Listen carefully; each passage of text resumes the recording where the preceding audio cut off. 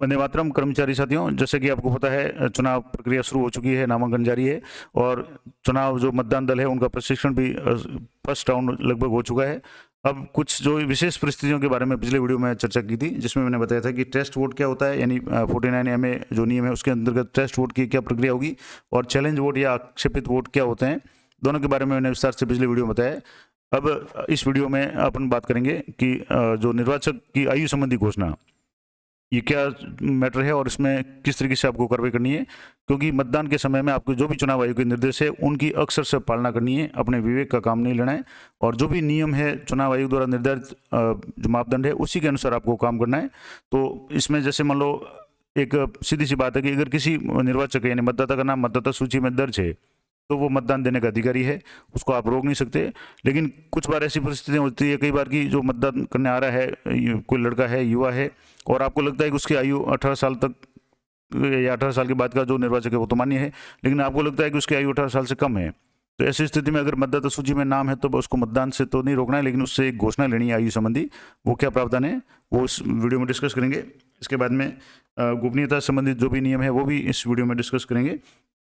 तो उस निर्वाचक यानी निर्वाचक की आयु न्यूनतम मतदान आयु 18 वर्ष से कम मानते हैं। यानी आपको अगर लगता है जैसे पीओ फर्स्ट के पास में अगर कोई मतदाता आया है और उसको लग रहा है कि उसका नाम तो मतदाता सूची में है लेकिन वो वास्तव में 18 साल से कम उम्र का है,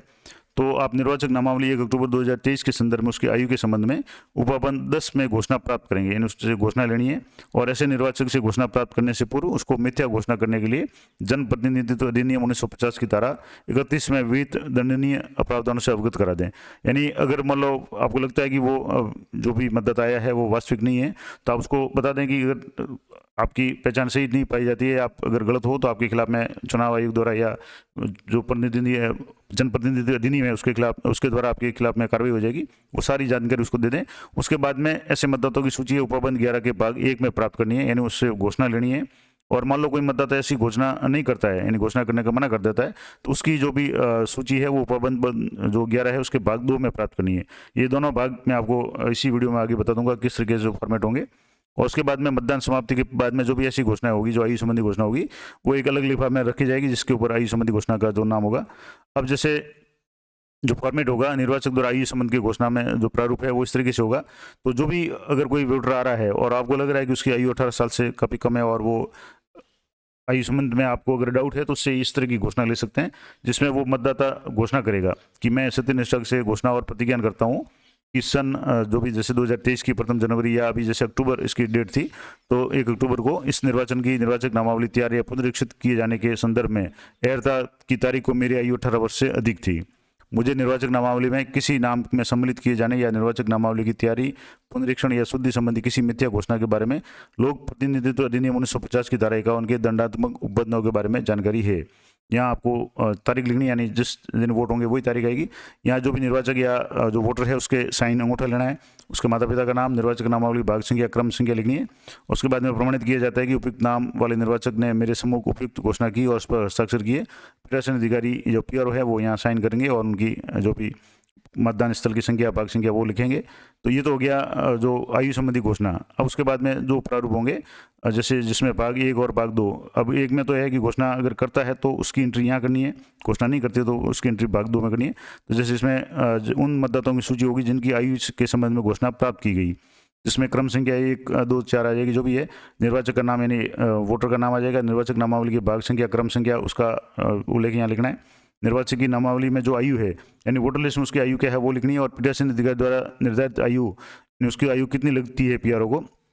वो यहाँ लिखनी है। उसके अलावा दूसरा जो भाग है, अगर कोई इसमें अनिवार्य नहीं है कि कोई भी घोषणा करे, तो अगर मान लो कोई मतदाता है जो आयु संबंधी घोषणा करने से इनकार कर देता है तो उसका यहाँ नाम लिखना है, उसकी भाग संख्या क्रम संख्या लिखनी है, निर्वाचक नामावली उसकी आयु है कितनी दर्ज है वो लिखनी है और पीठासीन अधिकारी द्वारा निर्धारित आयु है वो लिखनी है। तो ये दोनों भाग हो गए।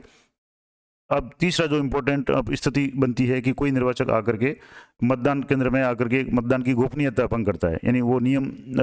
का पालना नहीं करता है। और जैसे मान लो कोई व्यक्ति आकर के किसी विशेष अभ्यर्थी के बारे में बात कर रहा है कि उसको वोट दिया जाए या मैं उसको वोट दूंगा, इस तरीके से किसी भी जो गोपनीयता का मामला है वो भंग कर रहा है या वो चिल्ला कर कह रहा है कि मैंने इसको वोट दिया या आप भी इसको वोट दें, इस तरह की अगर कोई घटना होती है तो पीठासीन अधिकारी, यदि कोई मतदाता पीठासीन अधिकारी की चेतावनी के बाद भी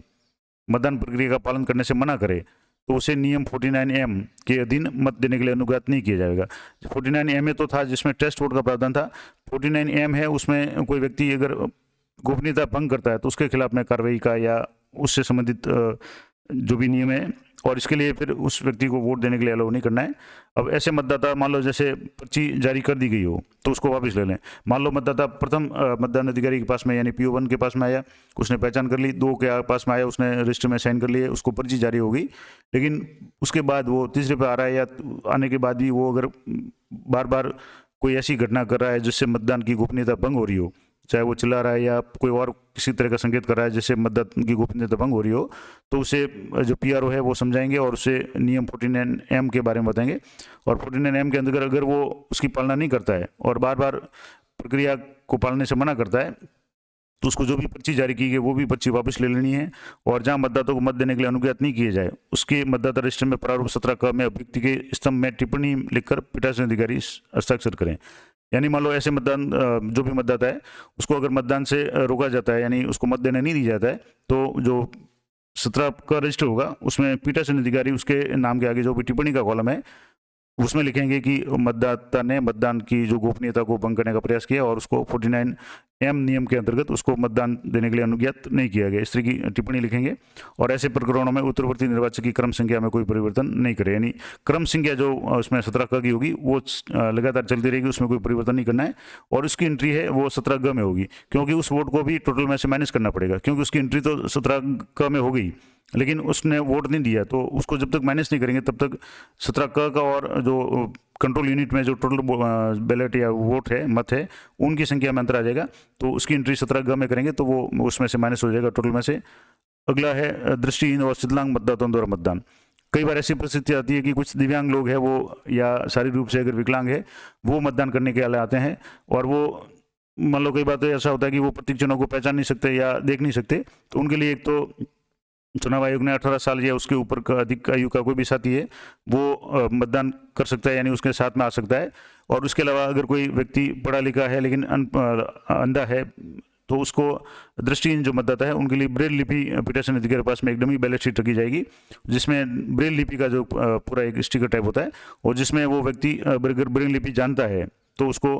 उसको देख करके ब्रेल लिपि से वो समझ सकता है कि किस क्रमांक पे किस अभ्यर्थी का नाम है और उसके अनुसार वो मतदान कक्ष में या वोटिंग कंपार्टमेंट में जाएगा। और वहाँ जाकर के जब BU होगी यानी बैलेट यूनिट जहाँ मत देना है उस पर भी एक साइड में है वो इस तरीके से ब्रेल लिपि में कुछ अक्सर टाइप होते हैं कैंडिडेट की संख्या वगैरह, तो उससे वो अपना मतदान कर सकता है। लेकिन मान लो जैसे गाँव में की बात करें तो कई मतदाता ब्रेल लिपि को नहीं जानते, तो उनके लिए कोई भी मतदाता है वो चाहे तो एक मतदान कक्ष में अपने साथी को ले जा सकता है। अब साथी के लिए क्या नियम है कि कोई व्यक्ति है वो एक दिन में किसी भी मतदान केंद्र पर केवल एक बार ही साथी के रूप में कार्य कर सकता है, एक से अधिक बार नहीं जाएगा। और साथी के रूप में अगर कोई जा रहा है अनुज्ञात करने से पूर्व उससे प्रपत्र 12 में घोषणा ली जाएगी कि वो पहली बार किसी व्यक्ति के साथ में आया है और किसी अन्य बूथ पे किसी के साथ नहीं गया है और आगे भी किसी व्यक्ति के साथ नहीं जाएगा, तो वो प्रारूप इसमें पत्र 12 है वो मैं आपको बता दूंगा। इसके अलावा ऐसे जो मतदाताओं का रिकॉर्ड है वो प्रारूप 17 में रखा जाएगा। और इसके बाद में उसके जो साथी आएगा उसकी दाई तर्जनी पर अमिट स्याही लगाई जाएगी, यानी एक तो जैसे बाईं तर्जनी पर तो सबके लगाई जाती है मतदाताओं के, लेकिन जो साथी है उसके दाईं तर्जनी पर यानी राइट हैंड साइड की तर्जनी पर लगाई जाएगी, जबकि मतदाता के लेफ्ट हैंड साइड की तर्जनी पे स्याही लगाई जाएगी। तो ये पहचान हो जाएगी कि कोई व्यक्ति अगर दोबारा आ रहा है वो किसके साथ में आ रहा है तो उसकी अगर दाईं तर्जनी देखें उसमें अगर स्याही लगी हुई है इसका मतलब है उसने पहले किसी के साथ आकर के किसी का साथी के रूप में काम कर लिया है। तो ये अब जैसे इसका जो फॉर्मेट होगा कि अंधे या शिथिलांग निर्वाचक के साथी द्वारा घोषणा, जो भी व्यक्ति साथ आ रहा है वो घोषणा करेगा कि मतदान केंद्र का नाम वगैरह आ जाएगा, मैं पिता का नाम आयु वगैरह निवासी मैं घोषणा करता हूँ कि मैं आज तारीख जिस दिन मतदान की तारीख है को किसी भी पोलिंग एजेंट पे किसी भी अन्य निर्वाचक के साथी के रूप में काम नहीं किया, यानी मैंने पहली बार मैं किसी साथी के रूप में आ रहा हूँ और मैं जिस मतदाता को वो साथ में आ रहा है उसकी ओर से रिकॉर्ड किए गए मत को गुप्त रखूँगा। तो ये इम्पोर्टेंट जानकारी थी जो ऐसे लोगों के लिए जो अंधे शिथिलांग है उनके लिए साथी जो आ रहा है उसके संबंध में। और नियम ये है कि एक व्यक्ति किसी व्यक्ति के साथ में जो शिथिलांग या दिव्यांग है उनके साथ में सिर्फ एक बार ही पूरे वोटिंग के दिन में एक बार ही आ सकता है उनके साथ में, उसको घोषणा देनी है और उसके बाद में उसके जो राइट साइड की जो तर्जनी है उस पर भी स्याही लगानी है। तो ये महत्वपूर्ण जानकारी मैंने आपको बता दी जिसमें आयु संबंधी घोषणा और गोपनीयता भंग करने के अलावा दृष्टिहीन या इनके साथ में जो भी साथी आ रहा है उससे संबंधित जानकारी दे दी। अगली वीडियो में हम चर्चा करेंगे कि कोई व्यक्ति अगर वोट नहीं देने का निश्चय करता तो क्या होगा, या टेंडर वोट क्या होता है, निवेदित मत क्या होता है, प्रॉक्सी वोटर क्या होता है, उसके बारे में हम अगली वीडियो में डिस्कस करेंगे। तो इससे पहले मैंने जो भी वीडियो बनाया उसमें सभी PRO1, PO1, PO2, PO3 और इसके अलावा टेस्ट वोट, चैलेंज वोट के बारे में बताया है, तो कृपया वो वीडियो जरूर देखें। आशा करता हूँ ये जानकारी आपके लिए उपयोगी रहेगी। इसी तरह की अपडेटेड जानकारी के लिए चैनल पर बने रहें। मिलते हैं नेक्स्ट वीडियो में, तब तक जय हिंद, जय भारत।